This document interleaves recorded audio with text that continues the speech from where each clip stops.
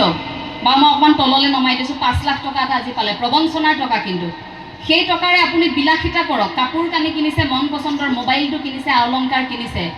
কিন্তু সেই সুখটো আপুনি নাপায় এইবাবেই কাৰণ আপুনি সেয়া প্ৰবঞ্চনাৰ টকাৰে কৰিছে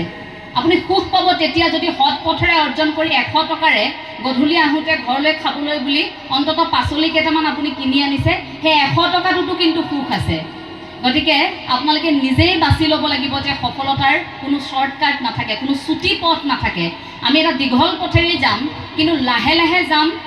আৰু এটা সময়ত আমি বিচৰা সেই সপোনটো পূৰ কৰিম নালাগে আমাক 2000 কোটি টকা কোটিপতি হোৱাৰ সপোন একেবাৰে নেদেখিব মানুহ হোৱাৰ সপোন দেখক কাৰণ আজিকালি সমাজত ভাল মানুহৰ অভাৱ হৈছে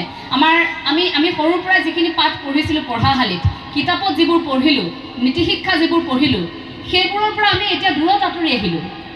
সেইবোৰ তাৰ মাজতেই থাকিল আমি আঁতৰি গ'লোঁ আমি সমাজৰ পৰা আঁতৰি সমাজমুখী ধাৰণাটোৰ পৰা আঁতৰি আমি সম্পূৰ্ণ এতিয়া বস্তুবাদী কোনে কি পিন্ধিছে কোনে কি খাইছে কোনে কিমান দামী গাড়ী চলাইছে কোনে কিমান টকাৰ গৰাকী কা বাৰ্থডেত কি খুৱাইছে আমুকৰ বিয়াত ছাগলী মাংস খোৱালে ইহঁতৰ বিয়াত ব্ৰইলাৰ মাংসহে খোৱালে এইবোৰ আলোচনা চলে এতিয়া আমাৰ সমাজত হয়নে কিন্তু এইটো ভাবি নাচায় সেইখন সমাজত যে সেইগৰাকী পিতৃয়ে গোটেই জীৱনৰ খৰচখিনি কৰি গোটাই সেই টকাখিনিৰে নিজৰ জীয়েকক বিয়া দিছে অন্ততঃ সেই মানুহঘৰক আমি অকণমান ভালকৈ এটা সাহস দিওঁ আমাৰ আলোচনাবোৰ তেনেকুৱা হৈ থাকিলে এইবোৰ অসমীয়া সমাজত নাছিল আগতে গতিকে সেই পৰিৱেশ পৰিস্থিতিবোৰ আহিলে কাৰণ আমি বস্তুবাদী হৈ পৰিলোঁ আমি আনক দেখুৱাবলৈ কৰিলোঁ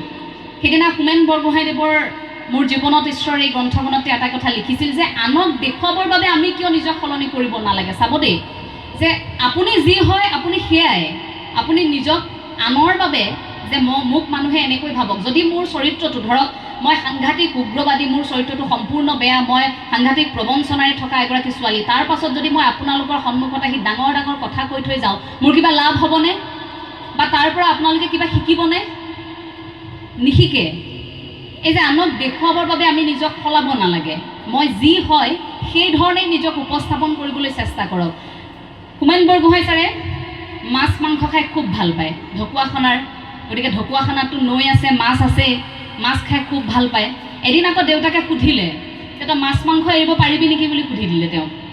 হোমেন বৰগোহাঁই ছাৰতো বিৰাট বেয়া লাগিছে ইছ ৰাম ইমান ডাঙৰ কথা এটা কৈ দিছে মাছ মাংস এৰাৰ কথাটো কৈ দিছে দেউতাকৰ প্ৰশ্নটোৰ উত্তৰটো প্ৰথমে নিদিলে গধূলি দেউতাকে আকৌ সুধিছে যে মই দিনত কথা এটা সুধিছিলোঁ নহয় মাছ মাংসৰ কথাটো তই মাছ মাংস এৰিব পাৰিবিনে নোৱাৰ মাছ মাংস এৰিব লাগিব তই যে দেউতাকে যে সুধি দিলে হোমেন বৰগোহাঁই ছাৰে ভাবিলে দেউতাইটো সুধিলে অকণমান লাজো পাইছে মই কেলৈ দেউতাই কোৱা কথাটোত মই কিয় উত্তৰ নিদিম মই পাৰিম মাছ মাংস এৰিব পাৰিম দেউতা একেষাৰে ক'লে নিশালৈ আনিলে নহয় ডাঙৰ মাছ 4 কোৰিয়াৰ পৰা লোভ লাগিছে এতিয়া থাকিব পৰা নাই লোভত মাক দেউতাকে সন্মুখত ধুনীয়াকৈ ভজা পোৰা মাছ মাংস খাই আছে আৰু হোমেন বৰগোহাঁই আলু পিটিকা ভাত খাই আছে কিন্তু মনত লোভ সাংঘাতিক আছে বাৰে এটাই ভাবিছে মই কি ভুল কৰি জীৱনত এই কথাষাৰ ক'লোঁ মই কিয় ক'লোঁ মাছ মাংস মই নাখাওঁ বুলি 7 বছৰ দিন